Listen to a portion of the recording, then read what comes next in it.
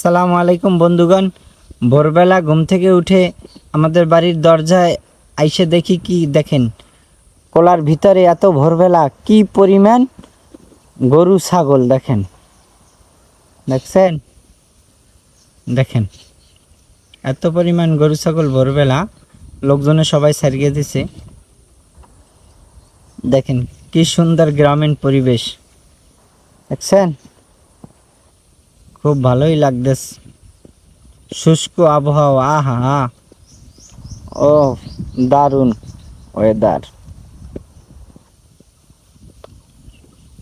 এটা হচ্ছে আমাদের বট গাছ।